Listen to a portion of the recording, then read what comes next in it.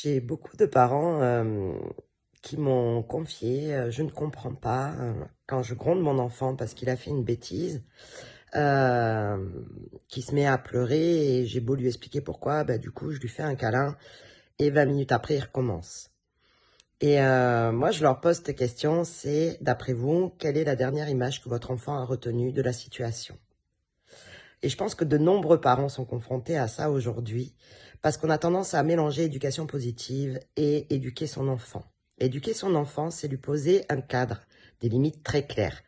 Si la dernière chose qui retient de la situation, c'est le câlin que vous l'aviez fait, ce qu'il va faire instinctivement, c'est il va refaire la bêtise pour obtenir le câlin qu'il a eu à la fin et l'attention dont il avait besoin à ce moment-là. Par contre, si vous, je vais prendre un exemple, si vous grillez un feu rouge, là, aujourd'hui, qu'il y a un policier qui vous voit, il vous arrête, il vous met une amende et on ne vient pas vous faire un câlin. On vous dit, vous avez franchi la ligne rouge, là, c'est interdit, vous n'avez pas le droit, que vous soyez frustré, pas content, content, enfin, n'importe quelle émotion que vous puissiez ressentir, la sanction est immédiate et sans appel, surtout. D'accord? Donc, c'est assumer les conséquences de ses actes et c'est ce qu'on apprend à ses enfants. On leur apprend ce qu'on a le droit de faire, pas le droit de faire, ce qui est bien, ce qui est mal.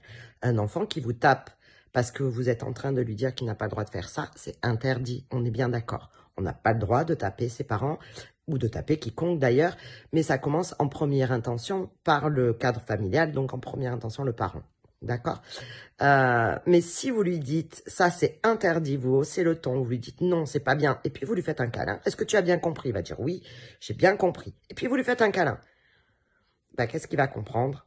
Qu'à chaque bêtise qu'il fera, il aura un câlin. Donc comment attirer l'attention de ses parents et avoir un câlin et puis pouvoir faire ce qu'il veut en sachant que derrière, de toute façon, la récompense sera quand même le câlin, ben, il va recommencer.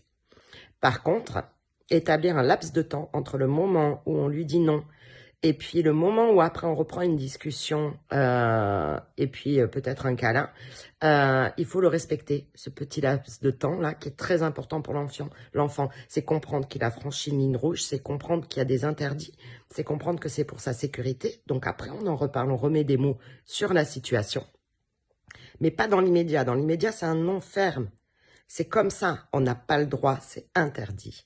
Donc gardez votre posture de parent, c'est important. Être convaincu de ce que vous voulez transmettre à votre enfant, c'est important. Un parent convaincu, c'est un enfant convaincu.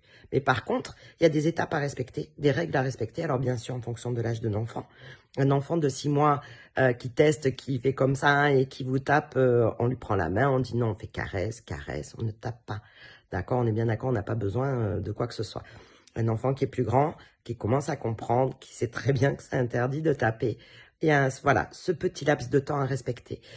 Moi, je suis Magali Vessière, je suis coach professionnel et certifiée en aide à la parentalité.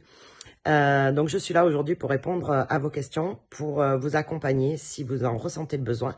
Donc, n'hésitez pas à me contacter en MP, à commenter cette vidéo ou alors sur ma boîte mail magali@artd'être-soi tout attaché.fr.